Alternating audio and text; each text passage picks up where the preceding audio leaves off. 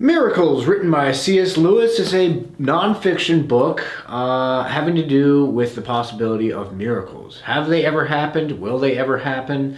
Are they even a possible thing? Are they completely impossible? All of those questions are explored in this book. It's a very, very interesting book. Very interesting book for every kind of person. Because the thing about C.S. Lewis is C.S. Lewis always writes towards the skeptic.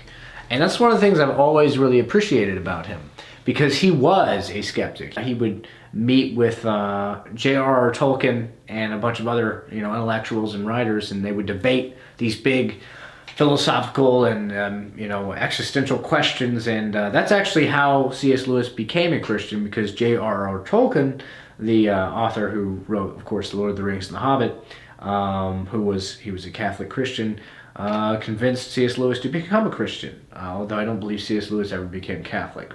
But with C.S. Lewis's background as being a skeptic and an atheist, he never like writes in a super preachy way to people who are on the other side of the aisle from him on this subject of religion and miracles and spiritualism and all that sort of stuff. I've always been a big fan of C.S. Lewis, not only for his Chronicles of Narnia series, but a lot of his religious and nonfiction books. I mean, I think he's one of my favorite writers ever. Even if I disagree with him on things, I'm still like, I respect what you're doing there, even though it may sound a little far-fetched. Nobody puts things as well into words as he does. My view on the book Miracles is, it didn't really change my view on anything. I mean, I do believe that there is a God that occasionally mixes things up deliberately.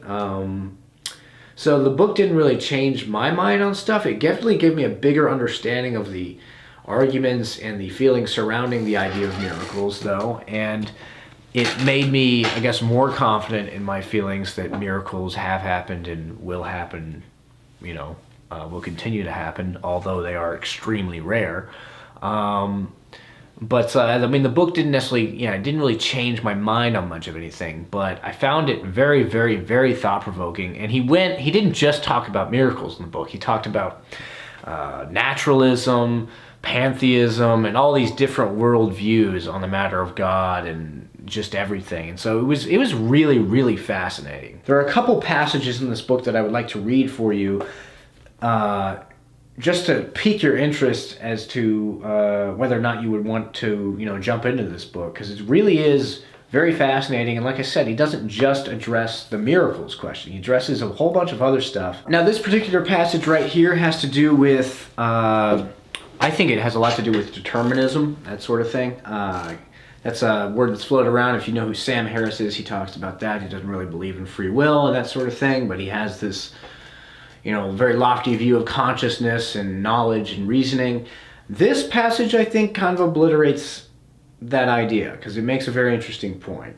You can judge for yourself, but I'm going to read it. It's a page-long passage, so bear with me. All possible knowledge, then, depends on the validity of reasoning. If the feeling of certainty which we express by words like must be and therefore and since is a real perception of how things outside our minds really must be, well and good.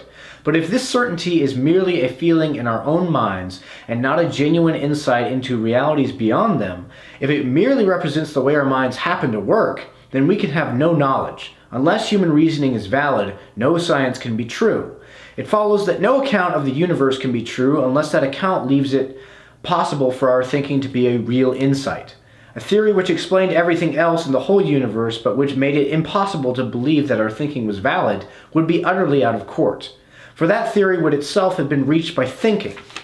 And if thinking is not valid, that theory would, of course, be itself demolished. It would have destroyed its own credentials. It would be an argument which proved that no argument was sound. A proof that there are no such things as proofs, which is nonsense. Thus, a strict materialism refutes itself for the reason given long ago by Professor Haldane.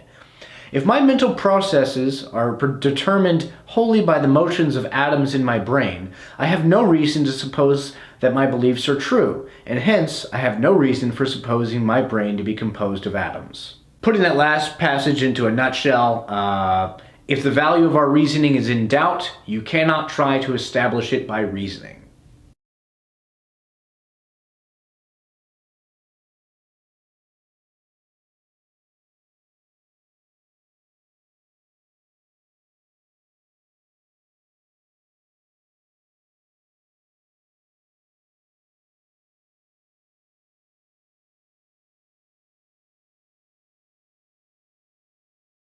This next passage has a lot to do with just knowledge and the fact that nowadays anyone can be smart and knowledgeable.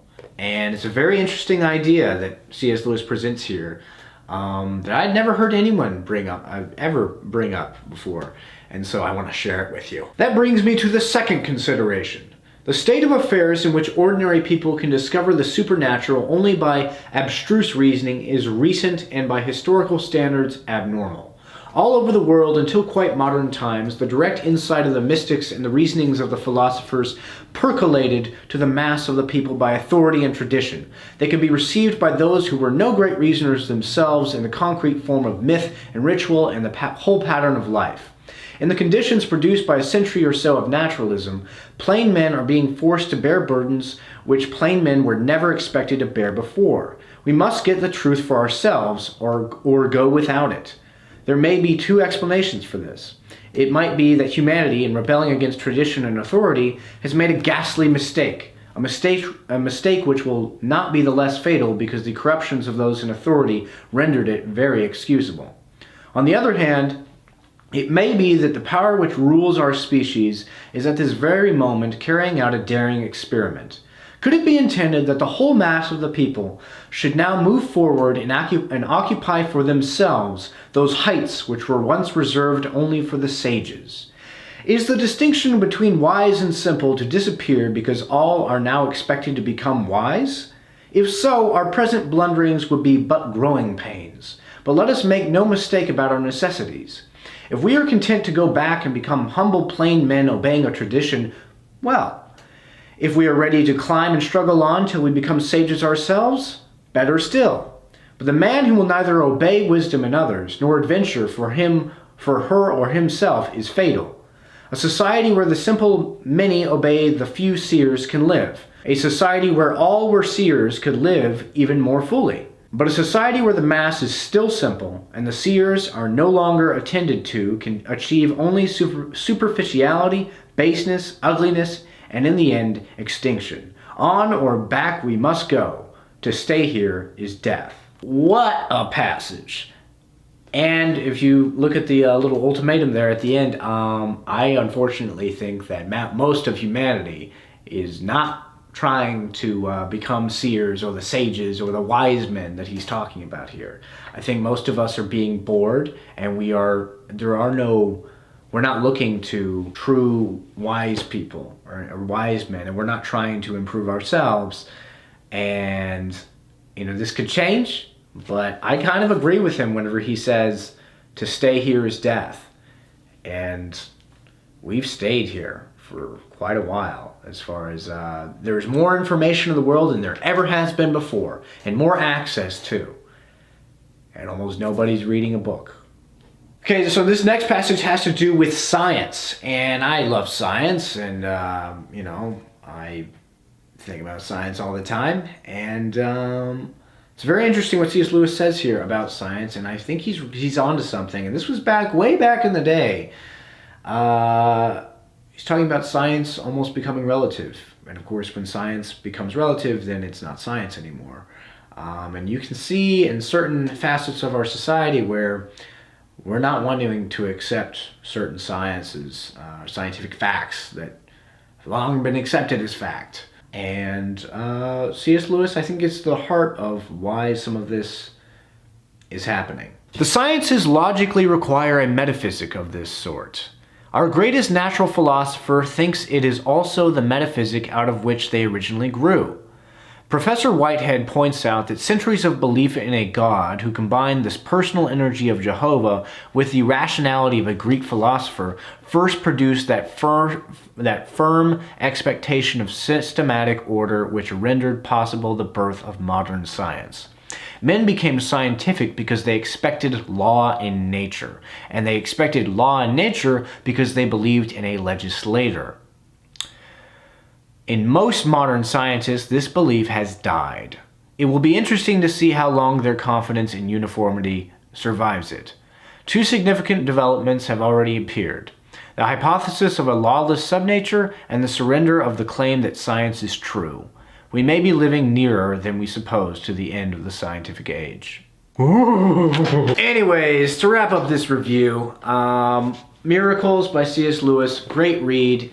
For really anyone, if you're interested in existentialism, in religion, in atheism, in just anything, or just even in just in great writing and critical thinking, read Miracles. So tell me, ladies and gentlemen, have you read Miracles by C.S. Lewis? If so, please comment below and tell me what you thought of it and whether or not you think miracles have happened or can happen, or happened long ago but don't happen now, or continue to happen and also happened long ago. Just tell me what you think of Miracles, alright? Also, if you like this video, please like it and subscribe. Tell your friends about the Carter the Brown YouTube channel. It's a fun time here. We talk about movies, we talk about books, we dress up as different characters and act like we're in cults, and whoa, what did I just say? I think the only other thing to say is